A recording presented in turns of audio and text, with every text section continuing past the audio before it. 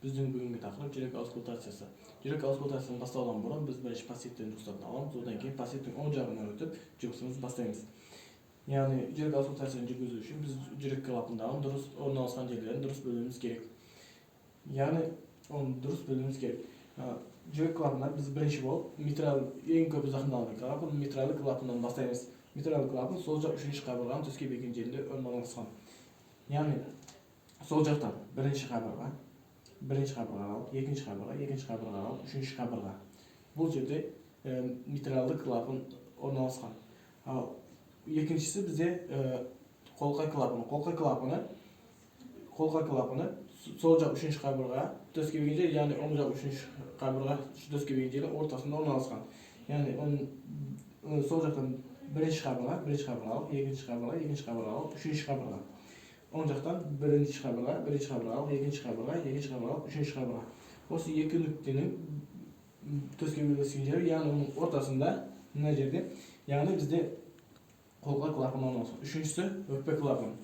Өкпе клапаны сол жақтан екінші қабырға аралықта орналасқан. Яғни бірінші қабырға алып, екінші қабырға аралықта. Бұл жерде бізде өкпе клапаны орналасқан. Ал төртіншісі ол үш жармалы клапан. Үш жармалы клапан сол жақ үшінші қабырға мен оң жақ бесінші қабырғаның төске беккен жерлерінің ортасында орналасқан. Яғни сол жақтан бірінші қабырға алып, екінші қабырға алып, үшінші қабырға.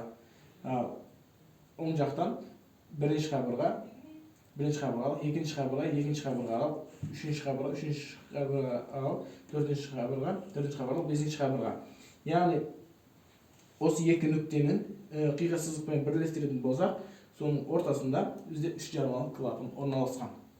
Яғни бұлар аускультацияны тексеру кезінде бұларды біз 5 нүктелер тексерсек болады. Яғни қосымша нүкте ол Боткинс нүктесі деп аталады. Ол сол жақтан үшінші, төртінші қабырға деңгейінде орналасқан. Боткинс тәсілімен тексеру. Ол бізде 5-ші нүкте болып саналады. Жүрек аускультацияны жүргізгенде фонендоскоппен, яғни оны дұрыс қолдану керек. Оң қолмен фонендоскопты екі саусақпен керекті жерге қойып, үстінен екі саусақпен басамыз. Яғни фонендоскоп төске денеге толық тиіп тұру керек. Оң қолмен фонендоскопты сол қолымызбен науқас арқасынан денені ұстап тұрамыз. Сөйтіп жұмысымызды жүргіземіз, яғни барлығын тексереміз. Яғни жүрек аускультацияны жүргізу кезінде бізде оны жүргізу кезінде біріншілік дыбыс, яғни екіншілік дыбыс бөлінеді. Оны ажырату үшін, яғни тексеру кезінде оны ажырату үшін біріншілік тон мен екіншілік тонды ажырату үшін, яғни біріншілік тон естілген кезде ұйқы артериясының екеуінің